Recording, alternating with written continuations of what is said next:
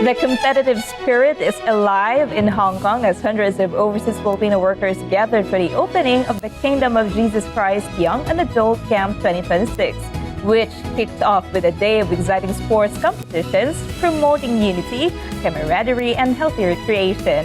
Hannah Jane Sancho reports from Hong Kong.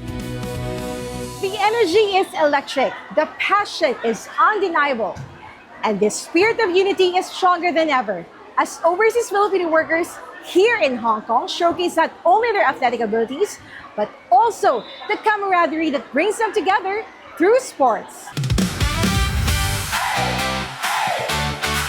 The Young and Adult Camp 2026 officially opened with basketball and volleyball competitions, drawing enthusiastic participation from overseas Filipino workers from different areas across Hong Kong.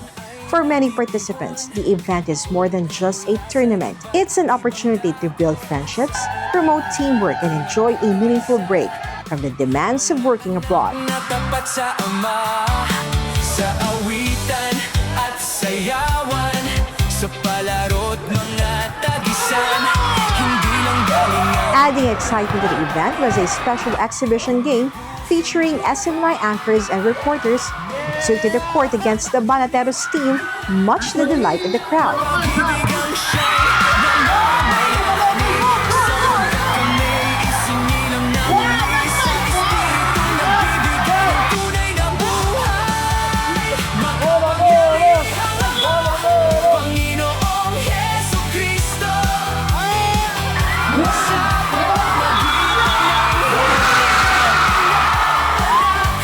The Kingdom of Jesus Christ has maintained an active presence in Hong Kong since 1991, organizing activities that encourage fellowship, recreation, and community building among overseas Filipino workers. Thank you, Pastor, sa ganitong pagtitipon.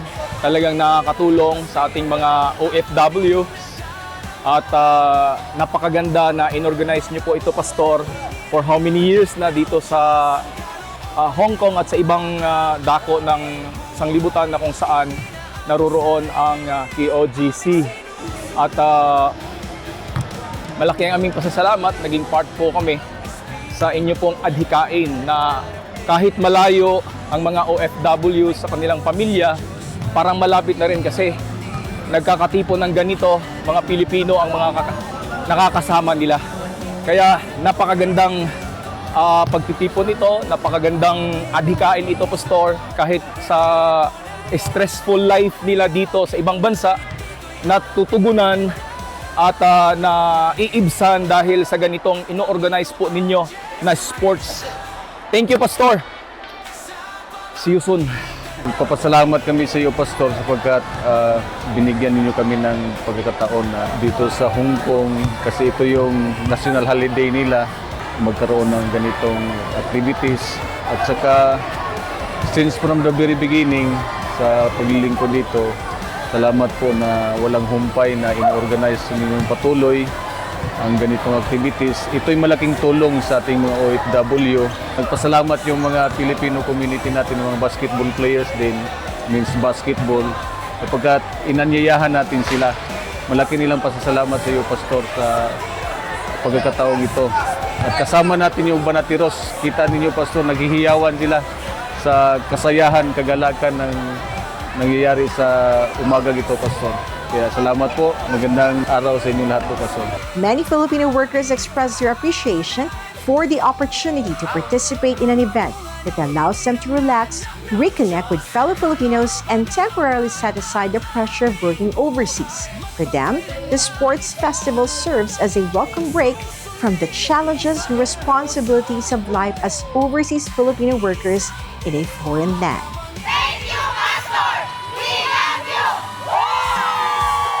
Nagagalak po kami na nagkaroon ng ganitong event, lalong-lalo na po sa aming mga OFW na mahihilig po, katulad niya mahilig maglaro.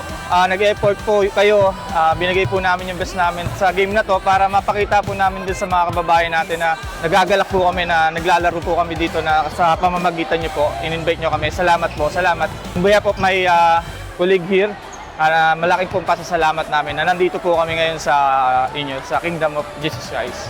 Salamat po, salamat. Malaking tulong to sa komunidad, lalo na kaming mga OFW rito sa Hong Kong, lalo na malayo kami sa pamilya. Itong ino-organize lalo ng KOJC, mas maganda ito kasi nakapagtanggal ng stress, lalo na Monday to Saturday kami nagtatrabaho. At lalo itong holiday, lalo na itong holidays, most especially, mayroong sports na nagaganap, na nangyayari tulad ng mga Filipinos, lalo na sa inyo KOJC, malaking bagay talaga sa amin to. At saka thankful kami na imbitahan kami ngayon. We really appreciate na imbitahan kami ngayon. Thankful kami sa, most especially sa KOJC. Thank you very much. Thank you very much. Meanwhile, SM9 anchors, together with members of Banateros, shared their appreciation for the vibrant atmosphere and strong sense of community demonstrated throughout the sporting event. Grabe, ang daming tao, ang saya-saya. Napakarami nag-participate at saka napaka-sporty talaga ng mga taga Hong Kong. Okay, ang daming tao, ang saya-saya.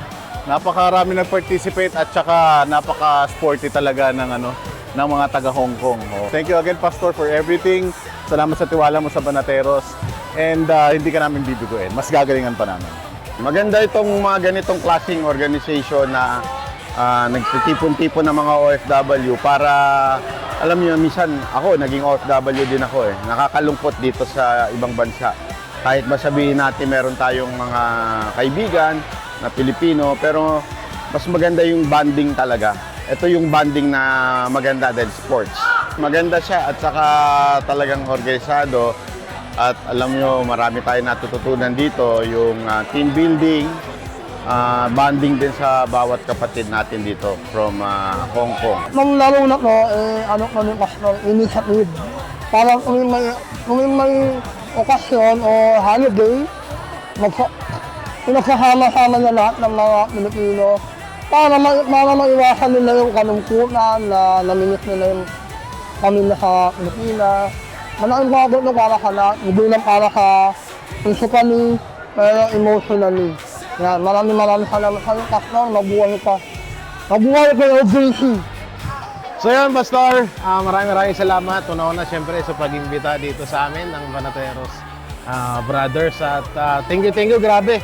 Ang ganda nitong nitong programa na to dahil nagkakaroon ng kasiyahan yung mga kababayan natin, mga OFW dito sa Hong Kong. Buti ka pa, kahit na nandyan ka sa ganyang sitwasyon ngayon na ginigipit at pinapahirapan ng gobyerno natin, tuloy-tuloy pa rin yung pagtulong mo, pagpapasaya sa bawat Pilipino, pagbigay ng mga oportunidad na para sumaya at mas guminhawa pa ang kanilang buhay. Napakahalaga nito para sa mga OFW dahil alam naman natin na sila dito ay kahit kalabaw at malayo sa pamilya.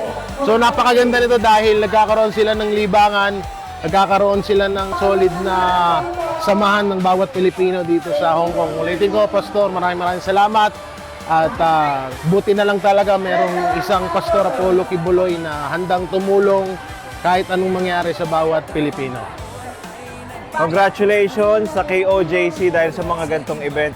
Maraming salamat, Pastor, dahil sa mga ganito na organize nyo, na-organize ng KOJC. At syempre, kailangan to ng mga kababayan natin na nasa ibang bansa, lalong-lalo na mga malayo sa pamilya. At hindi lang nila to ginaganap dito sa Hong Kong, kundi ginaganap din to sa iba't ibang bansa. Ayan, magandang bagay to kasi nakakapag-bonding yung mga kababayan natin. Hindi lang nakakapag-usap, nakakagawa pa sila ng mga activities na makakatulong din sa kanilang katawan. Kagaya namin, nakakapagod pala to. Maraming salamat. Una-una, maraming salamat, Pastor Apollo C. Kibuloy, for giving us an opportunity to play here in Hong Kong. Kasi nakalaro namin yung mga OFW dito na talaga namang kumakayod para sa kanilang pamilya. At napakaganda nitong ginagawa ni Pastor Apollo C. Kibuloy dahil sa ganitong mga activity ay nagkakaroon ng pagkakataon na magkaisa ang mga Pilipino dito sa Hong Kong. At ito ay mahigit 3 dekada na ginagawa ni Pastor Apollo C. Kibuloy.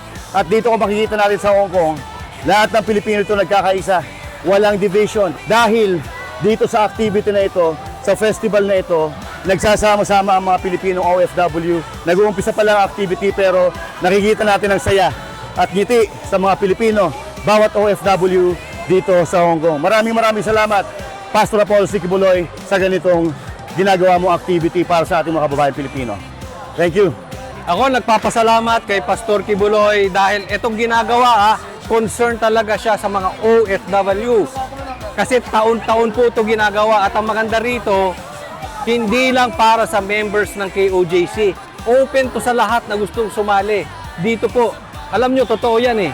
Kasi hindi lang po yan sabi-sabi. Actually, pangalawang beses ko na to na nasaksihan na merong ganitong activity at nagsasama-sama ang mga Pilipino dito. Hindi lang basketball, hindi lang volleyball, may mga sayawan, kantahan at iba-iba pa. Naku, napakaganda talaga nito. Dapat talaga sinasabi natin na ang mga OFW, ang mga bayani ng Pilipinas, bagong bayani ng Pilipinas. E di dapat suportahan natin sila. E di dapat pasayahin natin sila. Sila ang tumutulong sa Pilipinas. Alam nyo, kung hindi dahil sa mga OFW, shout out sa lahat ng mga OFW, hindi lang sa Hong Kong. Lahat po yan, sinusuportahan ng KOJC.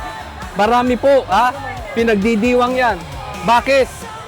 Dahil nga, importante sila. Kung hindi dahil sa OFW, bagsak na po ang Pilipinas. Kaya maraming salamat, Pastor Kibuloy, sa mga activities kagaya nito. God bless po.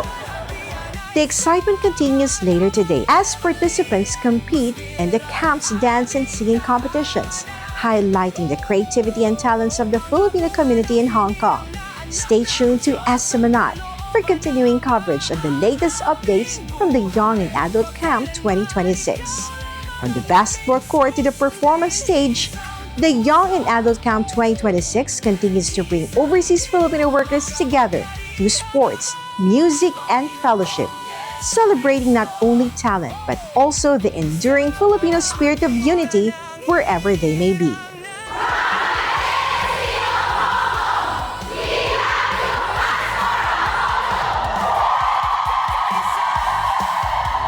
For God and a beloved country, the Philippines. This is Minhana Jane Sancho, SMNA News, Hong Kong.